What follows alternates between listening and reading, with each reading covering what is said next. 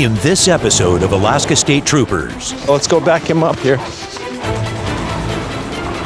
the force fights crime in the bitter cold of the Alaskan winter. Whew, this is typical. We're in the negatives right now. State troopers, we got you surrounded. Come on out. On the hunt for two suspects. We had a trooper-involved shooting at this address here about 4 weeks ago. One who's off and running, On the 16, I'm going to be in a foot pursuit. Go and kill that light. They ran down this way. What the hell's going on? and one who may be up for a fight. Unknown if he's got a gun. He's pretty despondent. So we don't know if he's armed or not. We're not going to take any chances. I know the backseat. You know the backseat? You don't need to put me in the car. I don't want to go in the car. You can't fight the law. The law always wins, right?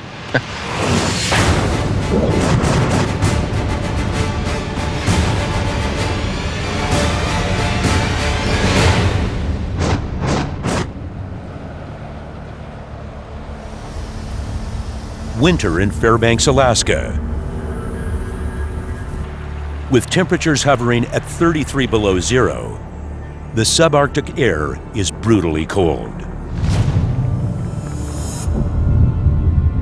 Just 150 miles away, the majestic peaks of the Alaska Range dominate the landscape.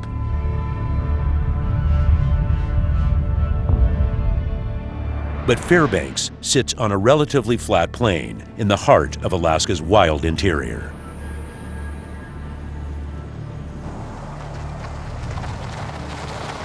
Sergeant Brian Wassman, a 17-year veteran of the Alaska State Troopers, starts his patrol. It's difficult. Just getting in and out of the car and doing police work and trying to keep your toes warm and your fingers warm when it's below zero is a chore in and of itself. I think people get conditioned, to the weather to some extent. If they stay out for any length of time, they're going to freeze just like anybody else.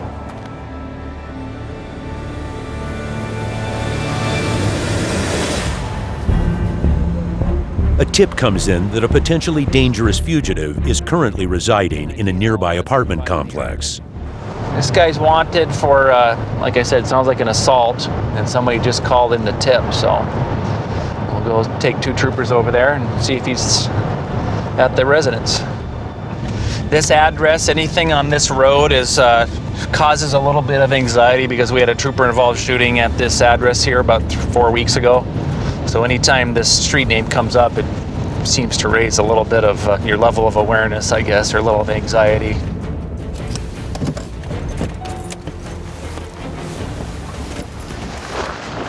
We're 1023. 25. Where is he? He just left. In what? How did he get out of here? He walked out. What's he wearing? His bag. He's got a backpack, black coat, backpack. Basically, this is the story. Has been in and out of jail for the last 8 years. He lost his job, and then he started drinking a fifth a day. He got kind of pissed. Then he walked out. I came down here, and like 3 minutes later, you guys showed up. Okay. So he has to be within a mile. Yeah, walking distance. Yeah. Okay. He just left, so we're going to try to find him here. And he was last seen walking on this road here. So we're gonna spread out and see if we can catch him somewhere. So he's about a 6 foot male, native male, so he's close. It sounds like he has a pretty distinct description. We'll probably see him over here somewhere. He combs the streets of Fairbanks, checking local businesses along the way to make sure the suspect hasn't stopped in to get out of the cold. Sometimes the cold weather actually helps us because these guys will leave on short notice when we're coming, and they can't stand out in the elements for very long, so they're going to have to go someplace where it's warm. So it sometimes can work in our favor. In these extreme conditions, exposed skin can begin to freeze in as few as 10 minutes.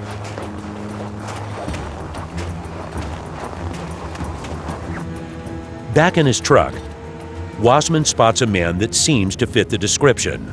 Yeah, we're going to check that out. Near Hot Licks on College Road.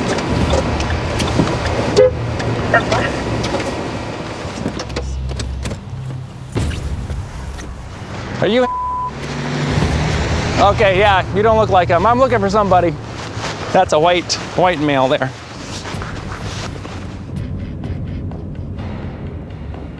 A car pulls in behind the trooper and flags him down.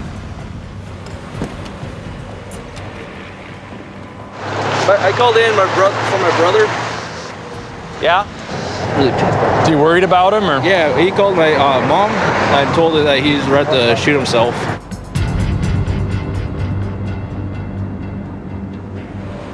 And what did he tell your mom? You said he called your mom? That's all my mom called me. He said, what's going on? He called me up saying he's about to shoot himself in the head. Okay. And everything. And I was like, okay, well, like that's when I called the cops and like I got disconnected or something. I just kept ringing it up. I'm freaking out right now. Really. Where do you think he might go to? But I don't know. Okay. I don't know if he has a gun or not.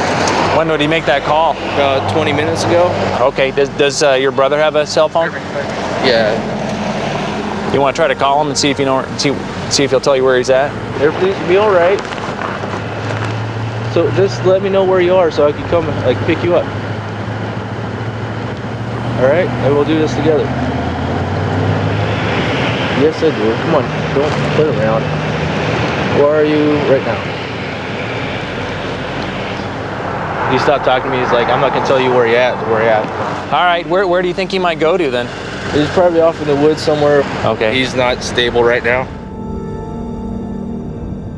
Fairbanks' urban core is surrounded by hundreds of square miles of deep wilderness, offering ample hiding places for someone on the run. So you must be back in here somewhere then. Okay, we're gonna go hit this area again then.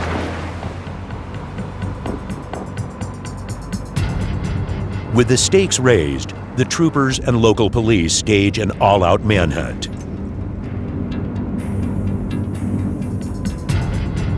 We don't know if he's armed or not. He sounds like he might be suicidal, so we don't know what to expect here. We're not gonna take any chances.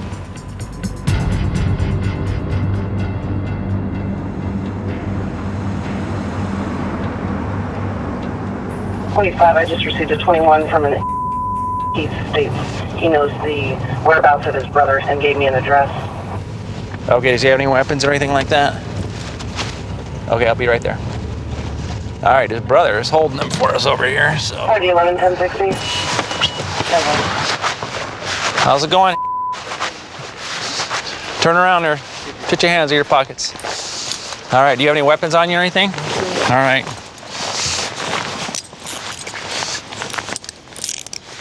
I'm just gonna put all your stuff here so we can kind of inventory what you got, okay? Yeah, no problem. Yeah, why don't you, yeah.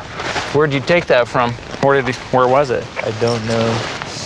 Who's that? Where'd all this change come from here? That stuff looks stolen to me. Oh, does it? Yeah, there's a lot of jewelry in there. Right. Is that your stuff? It's my stuff. All right. Nothing there. I didn't steal any of that stuff. Whose is this stuff? The jewelry's yours? Here's the thing, I'm gonna go ahead and lock these down so they don't get any tighter on you. Yeah, that's fine. Okay? Can we go now? Are you getting cold? No, I'm fine. Okay, all right. I just wanted... Just ready to get this over with? Yes, sir. Okay, here's what we're gonna do. We're gonna sit you right here in this back seat, okay? Yes, sir. I know the back seat. You know the back seat? Step up careful. Watch your head.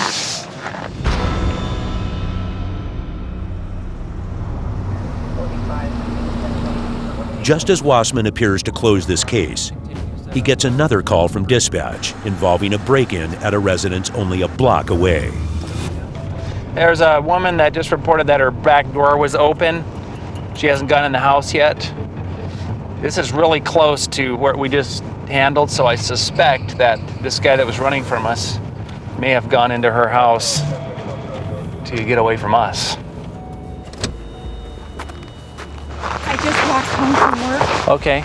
And it looks like someone used a sledgehammer or something to break open my back door. Okay. The door was open and I didn't go in because I wasn't sure whether or not someone would still be there. Okay, let's just wait out here out of sight in case there's someone still in there. I don't want to be sitting out there and have someone pull a gun on us or something, so. At this point, it's unknown whether the fugitive they have in custody was involved in this break-in, or if there's another suspect inside the house. Let's go through the back door there.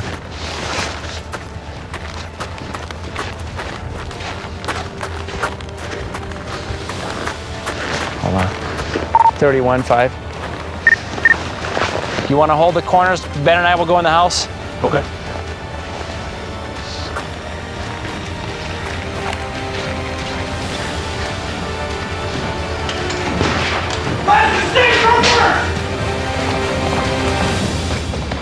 State troopers, we got you surrounded. Come on out.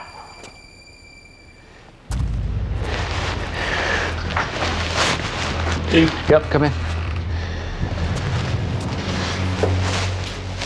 Clear, coming out.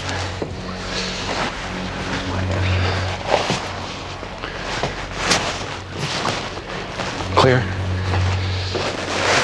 Okay. You know that some of that stuff that we pulled off the guy that we just arrested, there's jewelry in here that's similar to what we just found on this guy that we arrested, so figure this out. Okay, your house is clear. I'll meet you in there. I want to show you some jewelry that I pulled off this guy I just arrested. Oh, great. So, With the house clear, Wassman retrieves the stolen items confiscated from the fugitive. that stuff looks stolen to me. Oh, does it? Yeah, there's a lot of jewelry in there. He wants to see if the homeowner can identify them. I don't know if this stuff looks familiar at all. Sure does. This is yours? Yep. Outstanding. Can I, I'll go back to the office, take pictures of this, document it, and then I'll release it to you. But let's see if there's anything else in here. This is mine. Okay. Oh, thank God. Thank you. How about Wonder why these? I took a pair of underwear. I don't know. Yeah, we just arrested him like 15 minutes ago, 20 minutes ago, and I searched him and found those jewelry items in there. Okay, well, Dorothy, I'm gonna leave these two troops here, and I'll see you. I'll call you tomorrow and see you tomorrow to return all this stuff to you. Okay. Okay. All right. Yep.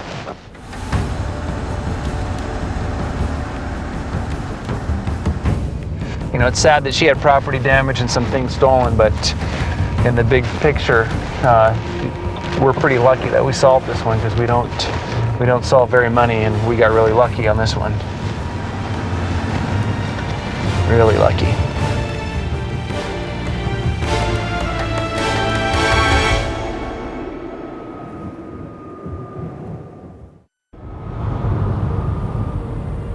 "320 miles south, in a region known for its rugged mountains and pristine glaciers, the city of Soldotna sits on the banks of the Kenai River.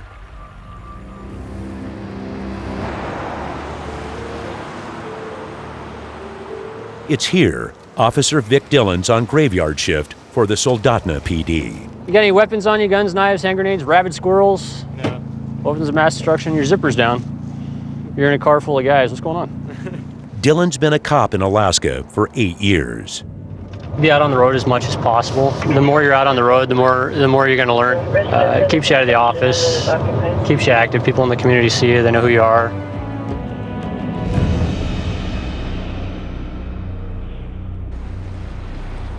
It's midnight, and he spots a large group of men arguing outside a bar. They can tell you what I do. I sit by the bar and drink Coke and eat cherries all night. Hey, partner. Guy with the do-rag? I got hit 3 times. So did I, for nothing. What's up with the do-rags and all the red coloring? So you guys aren't Bloods? No, we're not gangs and nothing like that, man. Right. Who's the guy that just walked inside? Oh, that was Problem Child. That was Problem Child. It's the dude.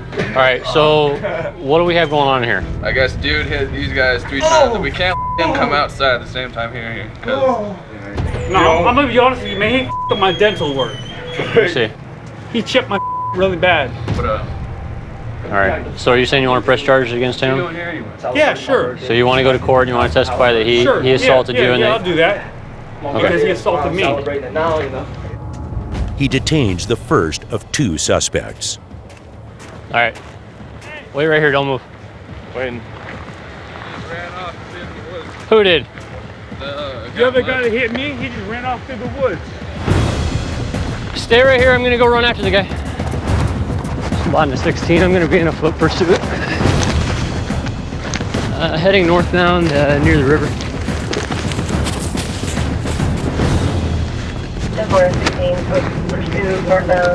Got one shoe in the woods.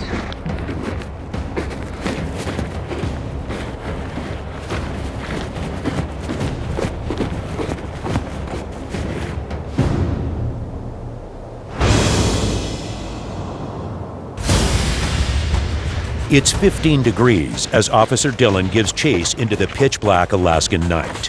We're heading north along the river. With nothing else to go on, he follows the suspect's footprints. Looks like he went in the 10-4, that be him. I think the footprints are here.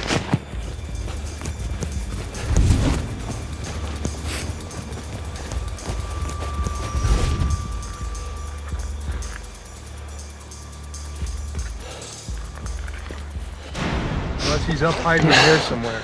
I followed the footprints and they all came out to here. After trekking over a mile through 8 inches of snow, the one-shoed suspect is still on the loose.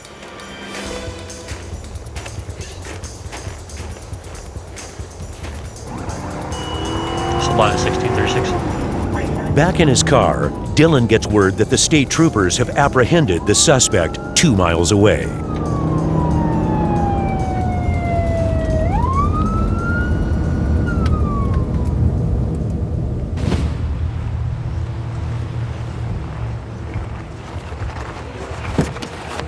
Hey, partner. I got to ask you a couple questions. First, I'm going to read your rights, okay? What? Ask a question. Okay. You have the right to remain silent. Anything you say can be used against you in the court of law. You have the right to talk to a lawyer and have him present with you while you're being questioned. If you can't afford to hire a lawyer, one will be appointed to represent you before any questioning if you wish. So you can decide any time to exercise your rights on making statements or answering questions. Having these rights in mind, you wish to talk to me. I ain't got nothing to say to you. So that's a no? Let's go to jail. Okay, so this person right here booked it out the front door. Ended up losing a shoe in the woods. He's got one shoe that matches the shoe that we found. So this is going to be our boy. Good job by the state troopers. Dillon returns to the bar where the first suspect is still in custody. She was physically assaulted by him. He talks to the victim, and it turns out that the assault may have been racially motivated. So I went outside, and 2, 3, 4 other people went outside, and then they started this racial. Okay, so which guys hit you? The big guy you have in handcuffs. How many times did he hit you? He hit me once, and the little guy you got that ran through the woods, he hit me twice. Okay. Did it hurt? Yeah, it hurt. It still hurts. Okay. But I'm not afraid. Do you need medical treatment? I don't need medical treatment. Okay. I need a dentist. That's medical treatment. Well, that's cosmetic. I'll deal with that later. Okay. Dillon approaches the first suspect, hoping he'll say more than his friend who left him behind when he ran off into the woods. Right now we got a couple guys in there that are saying that you punched them, caused injury to them, that you guys were ganging up on them, and they didn't fight back because they felt they were outnumbered and that it was an assault. I don't feel like you should answer any of these questions, not a lawyer. Okay, lawyered up. We're gonna go for a ride in this car over here, okay? Your partner just kind of left you for the whole rap, didn't he? That's kind of weak. I can't believe he just left you like that. That would suck to have a friend like that.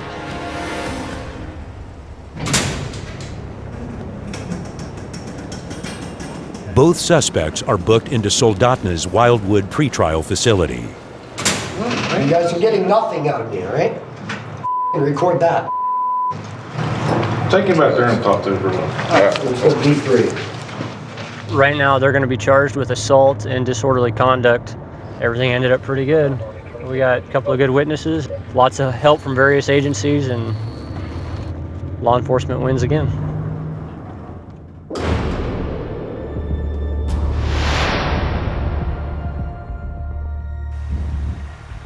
Back in Fairbanks, in the heart of Alaska's interior, Alaska wildlife troopers are briefing on the opening of the Fairbanks area winter moose hunt. One of the problems we have with our late season hunt is that a lot of the hunters that haven't had a chance to fill their freezer during the normal hunting season, this is their opportunity to still try to fill their freezer for the year. They'll be out attempting to get out as much as possible. A lot of people are ill-equipped when they get out there. A lot of times we find these guys, they don't have the right equipment.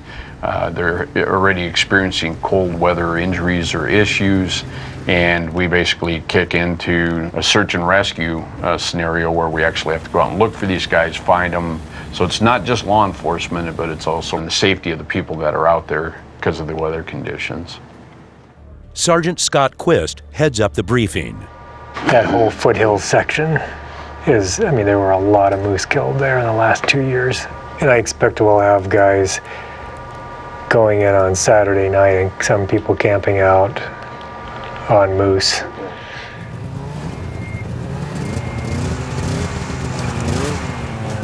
Before first light, on a morning that begins at 30 below zero,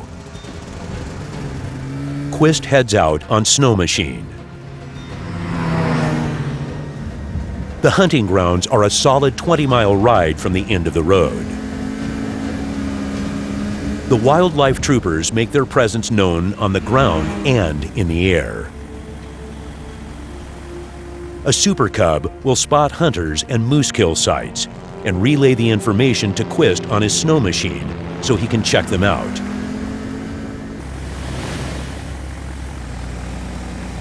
So far this morning, the hunters are few and far between. It seems temperatures of 20 below have kept many hunters indoors, but the wildlife troopers continue their search. Quist radios the plane to find out if they're seeing anything from above. Yeah, just checking in, Mike. What do you have for us? There's a moose across the opening there. The pilot spots what looks to be the first kill of the day. Quist heads out to find it. He finds the hunters there as well. Big old girl. I don't know why he shot her in the tongue. That was the only damn thing. That was the only thing I wanted was the tongue, and that was his first shot, just to screw me over. This is the one I didn't want to shoot. I saw a much nicer, small one down by where we saw you. Sure would be helpful if you guys could help us get her on her back. We can do that. Yeah. I'll tell you what, let me take a look at paperwork and then we'll help you flip it over. In my, If the hunter shot the moose without a license and permit, he could face a fine of up to $5,000 and 6 months in jail. Man, so is the plane, is that to give us a ride if you arrest us, or? Sure. We have eyes everywhere. Oh, I know.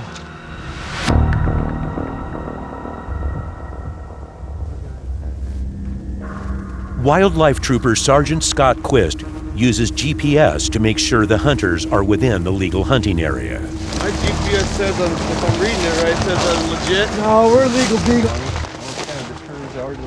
The moose is legal and his paperwork checks out. We gotta wait, he's gonna grab that. Quist lends the hunters a hand. Hold on her back. Oh yeah. There we go. You guys are worth your weight in gold right there. A mature moose can weigh up to 1,400 pounds and provide enough meat for a small family for a year. We're the only ones you guys found so far that's got anything down out here? The first moose we've checked today, yeah, surprisingly. Alpha hunters. The wimp stayed home. It's pretty cold. It's kind of chilly. Yeah, it is. With only one moose kill to investigate, Quist turns his attention to making sure what few hunters are out and about are staying warm in the bitter cold of interior Alaska. Don't see too much rain gear this time of year. Yeah, it keeps the wind off really nice. It does. How long are you planning on staying out here? Hopefully just through today. Well, good luck to you. Well, thanks. Thank you. Take care. Stay warm.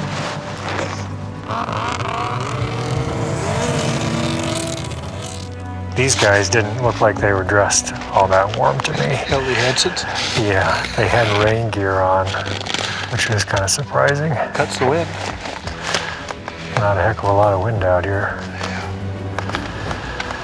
Well, I guess we'll get buttoned up and continue on down the trail.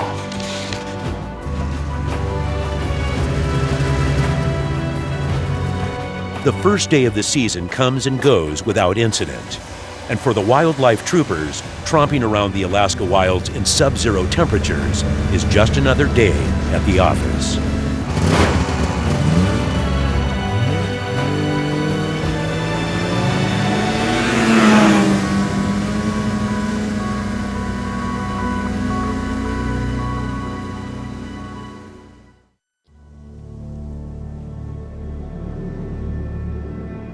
From the frozen wilds of the far north to the relative fast-paced of Alaska's third largest metro area, the Matsu Valley is tucked between the rough Alaska Range and the craggy peaks of the Talkeetna and Chugach Mountains. Tonight, Trooper Lance Ewers is patrolling Palmer's icy roads. Here in the Matsu Valley, I've seen a lot of heroin and a lot of methamphetamine, and of course, marijuana. That is the worst drug. I have never met somebody who uses heroin or methamphetamine who didn't first use marijuana. Some people think, I mean, you'll get that. You'll even see them out here. Oh, I thought you're allowed to smoke marijuana in Alaska. No, it's against the law. Early into the night, Ewers makes a routine stop.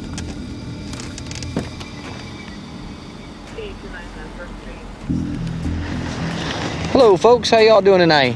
Hi. Just you, huh? Just me. Reason why I stopped you is because you got a busted taillight. Did you know your taillight lens is broken? I just bought the car yesterday. Oh, you're kidding me. No, I'm not. Now you know. You got your driver's license on you? Yes, I do. I sure do, sir. Here you go. I just moved up here. From West Virginia, huh? I am. You got your insurance and your registration? I have my registration. And I'm going to be honest, I just bought it yesterday. I honestly did not get insurance. I was just going to get gas and going home. So you can't be driving a vehicle in the state of Alaska without insurance. He contacts dispatch and finds that lack of insurance isn't the driver's only problem tonight. 9 is when she was given the notice. She's got a warrant out of West Virginia, NCIC 1B44. What's the warrant for? Shoplifting. So she does get to go to jail tonight. 10-12. Jennifer? Yeah. Go ahead and step out of the vehicle for me. Sure. Got any guns or knives on you, Jennifer? Nope. Nope. Go ahead and walk back here. You see where my light is on the floor? Go ahead and step on my light. Right here on my floor here. Here you go. Right on the floor there. See it? You want me to sit? Nope. Step on it. Go ahead and step on it. Okay. Well, you have a warrant for your arrest from West Virginia. Do you remember when you got arrested for shoplifting? Yes, I do. You just didn't go. Keep your hands in your pockets for me. I'm sorry. Did you not go to court or anything like that, or what happened? I went to court and I know I had a fine to pay, but I guess I... Yeah. Go ahead and spin around. You're under arrest for me. Go ahead and turn around. Put your hands behind your back. Clap your hands together for me. You got anything that's gonna poke me or stick me or hurt me or anything like that? To be honest, I have a bag of... Weed right there? Yes. What are you doing with a bag of weed? I thought it was legal. I was honestly told we were allowed to have it in Alaska. You were allowed to have marijuana in Alaska? I swear to God, I swear, I thought that's what... Yeah, no, good people state of Alaska say you're not allowed to smoke marijuana. That's still against the law, even here in Alaska. Driving without insurance, plus an outstanding warrant and possession charge, land Jennifer in jail. Am I going to go to jail for a long time? No, I think you're going to be out of jail tonight. But you got to make some more positive decisions, okay? You're not allowed to be smoking marijuana, number one. That's just silly, right? You can't bring your lighter with you, but you can bring your smokes. You can't be driving on a suspended driver's license, right? I didn't even know it was suspended. The total effect is too much for her.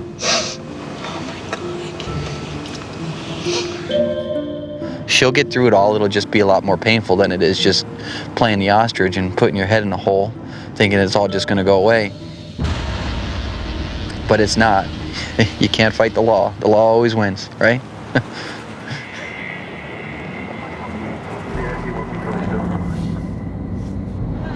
How often do you indulge in the marijuana? Honest, I probably smoke like a bowl a day. So it's probably once a day? I didn't do it like that until I moved up here because everyone said it was. I can tell you, I've had over 50 people tell me that it was legal up here. Yeah, that's silly, don't you think? I really have. And a lot of people get confused with that. I don't know where that came from, but you're not allowed to be smoking marijuana out here in the public, walking around with marijuana.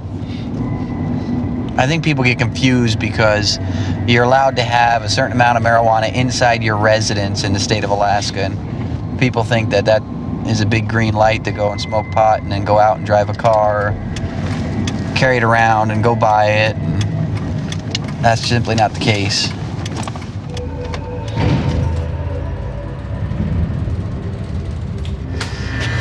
Go ahead and step through the door. Okay. Stepped in the hallway there? Yep, you betcha. That was a stupid move, and the cops are just doing their jobs, honestly. I was doing something that I shouldn't have been doing, and the fact that I had stuff on me that I shouldn't have had on me is a big wake-up call. I don't want to ruin my life, and I feel like this is just starting. I'm just scared.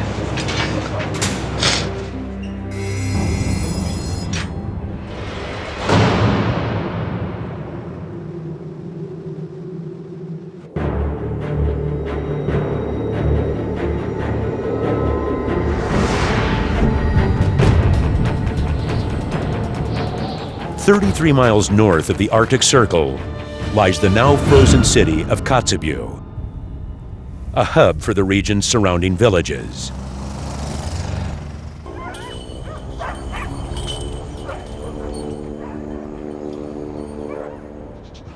Lou Nieves works out of the Kotzebue Trooper Post. Today, he'll be checking up on the village of Selawik, 70 miles east of headquarters.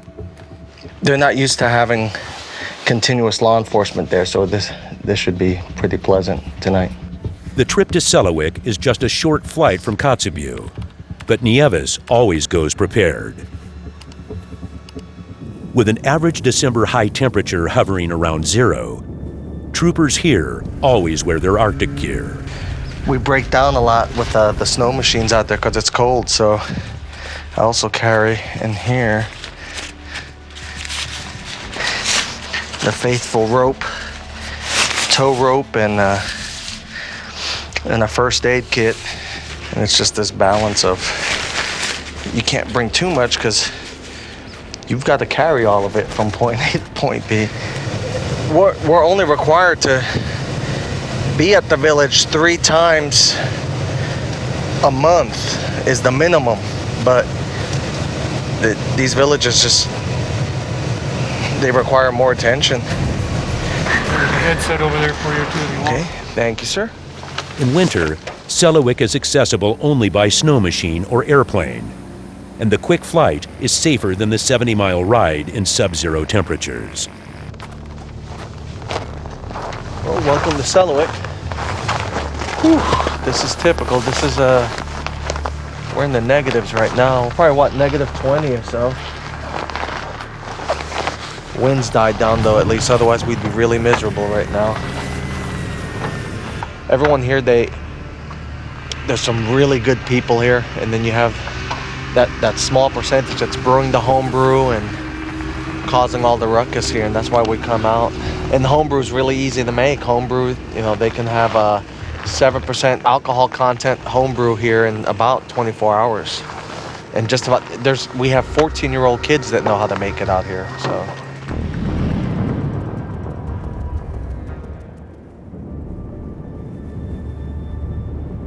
Nieves arrives at 3 p.m. and the sun soon begins to set.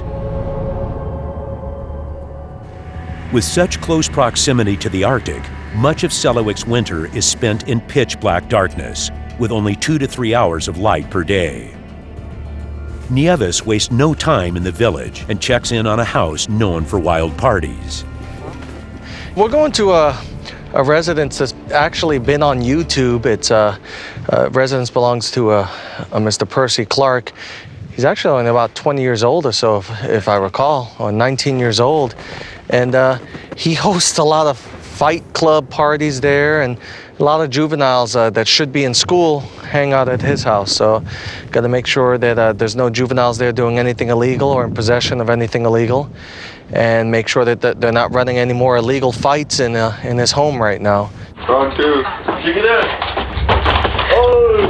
Inside Percy's house, local kids battle each other for bragging rights, while bystanders bet on their fights.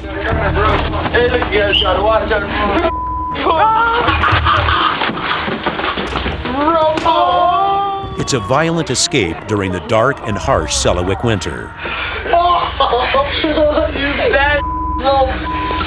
That is better, bro. More entertaining than us. Let's go 10 more seconds.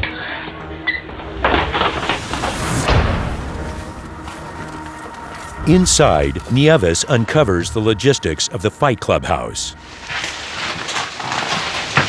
Fight Club. My house, the living room, there's the arena for the Fight Club. That's the arena right there? The arena. Everything's getting pushed in one way, it's all crazy, but it's all cancelled and closed now.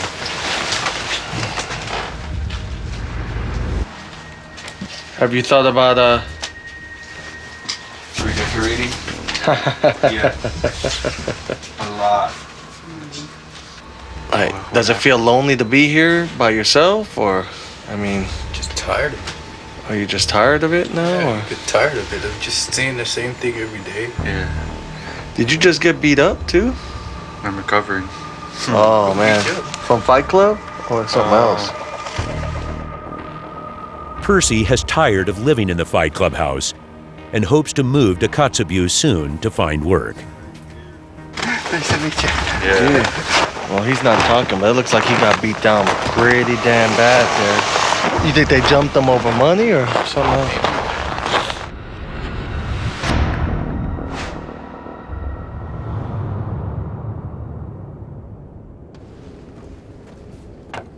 In stark contrast to the chaos found in the Fight Club house, Selawik School offers all of the modern facilities of its metropolitan counterparts. This school here, this is the oasis here. This is where if the kids didn't have this school and after school projects here, they'd have nothing to do but stay at home and get in trouble. See you later, guys. Only 40% of the students actually show up daily to this school, which becomes a big issue.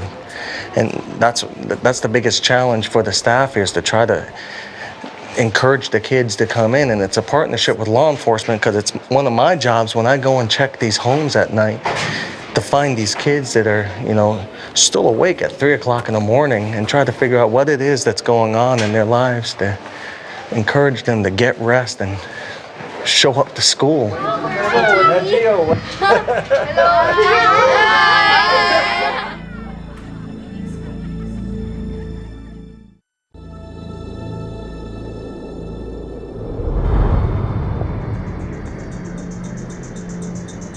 Over 400 miles east, Fairbanks, Alaska has an extreme temperature range, with records ranging from 94 degrees in the summer to 66 below in the winter. 10-4 from Andromeda. Today, Trooper Eric Jeffords patrols the massive territory assigned to the Fairbanks post.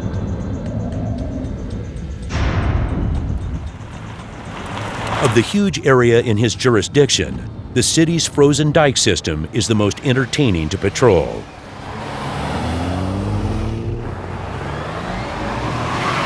Yeah, they're getting crazy, especially this guy. It's just one of the ways locals enjoy the frozen terrain. Nobody drinking? Nobody's drinking. It's too early in the day for that. Okay, just making sure. Like I said, you guys aren't breaking any laws or anything. It's a recreation area, and just got some guys down here playing on the lake. Makes me jealous. I want to go. Well, I didn't mean to scare everybody off. You guys have fun? Be safe.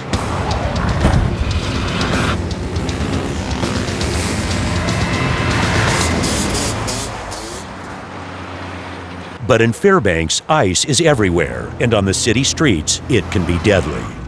Trooper Al Bell responds to a report of a motor vehicle collision. An 18-wheeler tractor-trailer versus a small passenger car. So that's all the information that we got at this point. As Bell approaches the scene, it doesn't look good.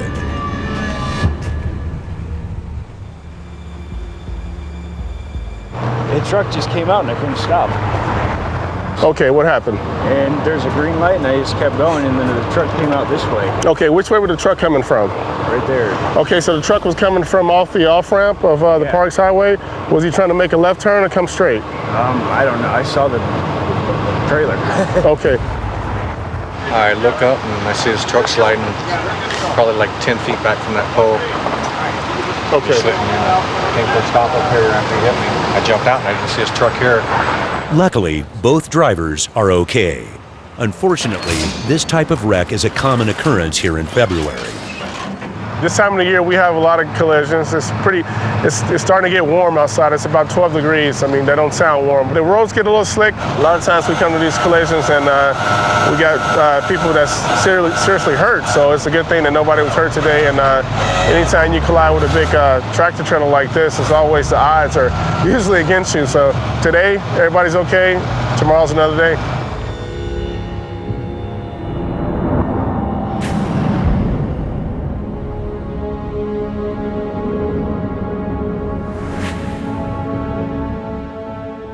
Al Bell continues his patrol on the frigid Fairbanks streets. Bell's been a trooper for 11 years and has become accustomed to the harsh winters. I'd be lying if I said I liked it, so I don't like it. Kind of get used to it. I don't mind a little below zero, but I don't like 30 below. I don't think too many folks like 30 below. Number 61. So apparently we got a call, possible gunshots. It's on J Street, which J Street is completely across the other end of Fairbanks.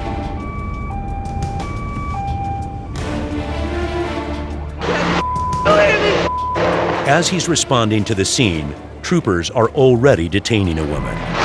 Not under arrest. Well, then you don't need to put me in the car. I don't want to go in the car. Ma'am, what's your name? They've already got my name. Okay, I'm just asking your name. I want to talk to you. What's your name? I don't want to just call you hey. What's your name? My name's No, how you doing? Okay, doing terrible. The woman claims she fired a warning shot to ward off hooligans bullying the neighbors. There's 3 truckloads of people with bats here. So were you trying to shoot at them? No. I was trying to scare them off before they killed the kids next door. What's going on inside? Said there's nobody else in there, just their kids. Okay. Inside the house, troopers find a messy situation. 4 kids, firearms all over the place, and a wanted felon. Are you supposed to be in possession of any firearm? I'm not. You're not even supposed to be in a residence with firearms, right? I didn't even know there was any kind of firearm here. Come on, man. There's guns hanging all over the walls up here, man. You're making us think you're a liar now. Well, this is Alaska. Everybody's got a gun. The man denies any knowledge of the gun being fired at all. Little does he know, his friend has already admitted to firing the gun.